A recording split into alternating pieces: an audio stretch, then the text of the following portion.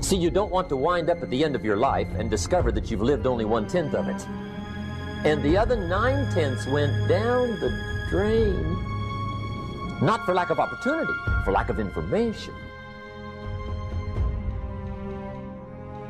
See, anybody can, whether you will or not. See, that's the question.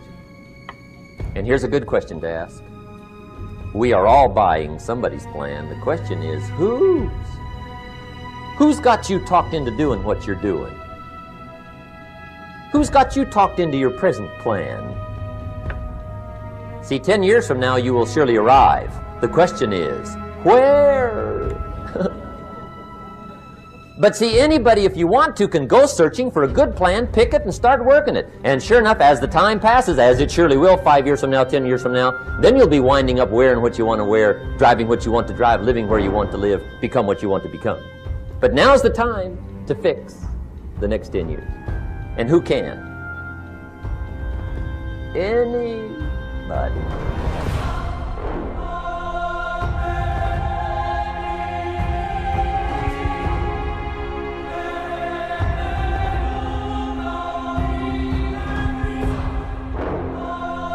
Today, my life changes. Now, who can do that? Anybody. When can you do it? Whatever day you pick. Don't wish it was easier. Wish you were better. And whether I'm talking to high school kids or business executives, my message is always the same. And it goes like this. The only way it gets better for you is when you get better.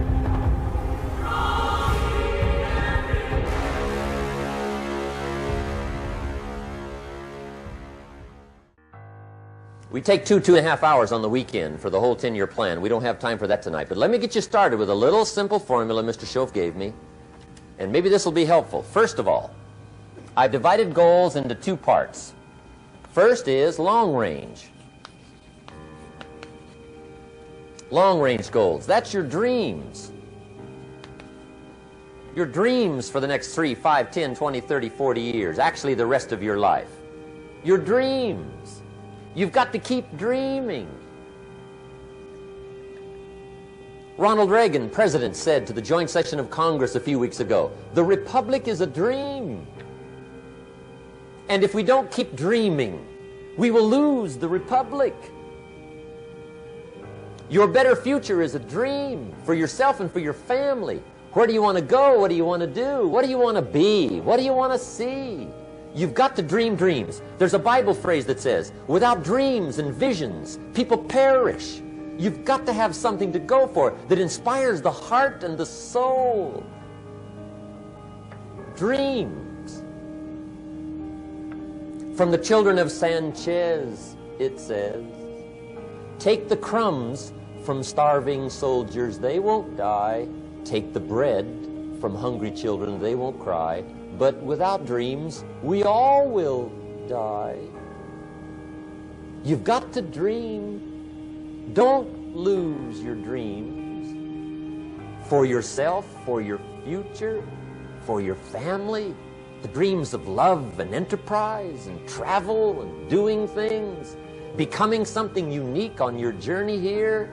Don't lose your dreams. Do some dreaming. That's long-range goals. You've got to have those. So that's number 1. Here's the second part of goals, short range. Short range goals, that's your goals for tomorrow, this week, this month, this year, the immediate future. We call these confidence builders. Because if you set up something short range, go for it, get it, latch onto it, work hard, accomplish it. That starts building your strong feelings to go for your dreams. Now, I've divided goals into 3 categories. Here they are. Number 1 is economic. That's your goals for money, income, business, profits, production. Economics. Make sure you've got your economics well planned. Economics plays a major role in everybody's life. Economics is major, which means it ought to be meticulously well planned for tomorrow, this week, this month, this year, long range. What if you asked somebody tomorrow if you could see their meticulously well-planned list of economic goals? What would they probably say? They say, you some kind of a nut? You must be weird. Hey, I found out what success is. Success is doing what the failures won't do. Make sure you've got your economics well planned. It'll put you in the top 5%. One of the key little subjects we talk about on the weekend is the 7 fundamentals for wealth and happiness. And that's one of them, well-planned economics. It's a fundamental if you want to do well. Join the top 5%. Anybody in this room can join the top 5%, if you will. Okay. Now here's the second category of goals, things. Make a list of the things you want. And on my list of things, now I put everything. Little things as well as major things. Doesn't matter how small it is, it goes on my list. I used to just put major things, cars, homes. I don't do that anymore. I now load my list with everything. Everything. And the reason is, part of the fun of having a list is checking it off. That's it. Boy, at the end of the day, if you can go, got it, got it, got it, got it, got it, got it, whatever it is, right? You get into the habit. So load up your list, the things you want. Now, when you check off something major, celebrate. That's an important point to make. Celebrate your achievements. Live it up. Have a party when you reach something you've worked for a while. See, we all grow from 2 experiences. One is called the pain of losing. The other one is called the joy of winning. We need both of them. Amplify them as much as you can, which also means make losing painful. If you set up something, fooled around, didn't get it, put it on yourself. On the other side, if you did get it, congratulate yourself. Self-congratulations is a sign of maturity. Seeking congratulations is a sign of immaturity. But hey, winning and losing, see, that's what it's all about. That's the name of the game. Now, some people lead such mediocre lives, at the end of the day, they don't know whether they're winning or losing. They got no clue. Guy's just going through the day with his fingers crossed. There's a better way. Okay, here's the third category of goals, personal development. Put those goals together. Personal development goals. That's your goals to be stronger, more decisive, be a speaker, be a leader, learn a language, all kinds of skills. Okay? The whole weekend seminar was designed to improve all your skills so that you walk away more skillful. And that's what you want, the personal development skills. That's what attracts, that's what brings good things to your life, the person you become, more skillful. Now, this is quite a package to work on. Economics, things, personal development. For tomorrow, this week, this month, this year, long range. Okay? That'll get you started. Now, here's the simple formula for setting goals. It goes like this. A, work on your goals. That's step 1. Work on them. And I put the word work there deliberately. Setting goals is plain hard work. I don't want to kid you. We haven't come here tonight to kid each other. It's work. I know it's work. That's why a lot of people just let it slide. It's work. Many people work hard on their job, but they don't work hard on their future. They just let that slide. And the work involved is making plans. I know most people don't. I understand that, but don't let that be you. Guy says, well, yeah, you work where I work, but the time you struggle home, it's late. You got to eat a bite of supper, watch a little TV, get to bed. You can't sit up half the night. Plan, plan, plan. And the guy's behind. Good worker, hard worker, sincere. But you got to be better than sincere, working hard. You got to be better than a good worker. You got to be a good planner. Somebody once wisely said, the people who fail to plan are planning to fail. Well said. So work on your goals. Here's step 2. Write your goals down. That's so important. I teach my staff around the world, put your goals in your journal. Because one of the major people you want to study is yourself. Say, here's the list of goals I put together 3 weeks ago. Here's the list of goals I put together 2 years ago. Here's some of the changes I made, rearrangement of my priorities.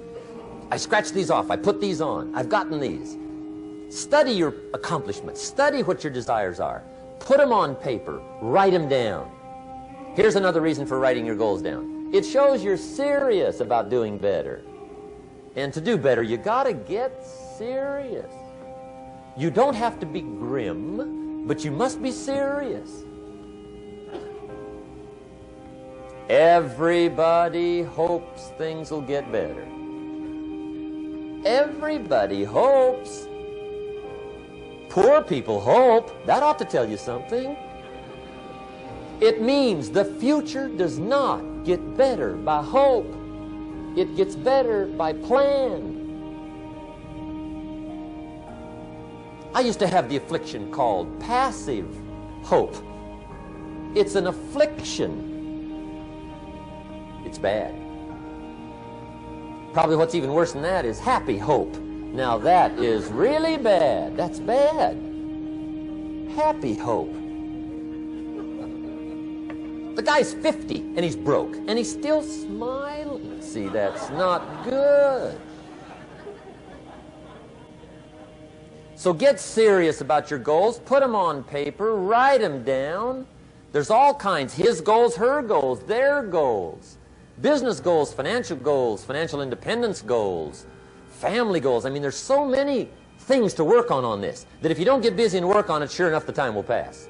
And sure enough, 5 years from now, you'll wind up where you don't want to be, wearing what you don't want to wear, driving what you don't want to drive, being what you don't want to be. Now's the time to fix it. Now, here's the third step to your goals. Check the size of your goals and the kinds of goals. How big they are, what kind they are, affects you.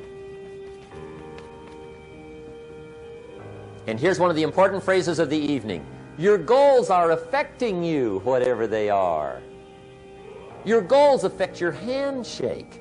Your goals affect your attitude, personality. Your goals affect the way you walk, the way you talk, the way you dress. All day long, we're being affected by our goals. Now, some people have goals, but they have such lousy goals. The effect is bad. I asked a guy one time, what are your goals for this month? The guy said, look, if I could just scrape up enough money to pay these lousy bills. That was his goal. I'm not saying it isn't a goal. It's a goal, but it's such a lousy goal, the effect is bad. You don't jump out of bed on Monday morning and say, oh boy, another chance to go out and scrape up the money to pay my lousy bills. See, you don't do that. Usually you say, oh, not another Monday.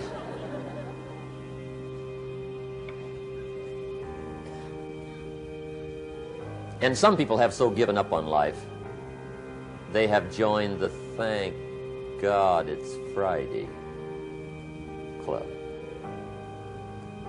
How sad. Surely those are the same people, when life is over for them, will say,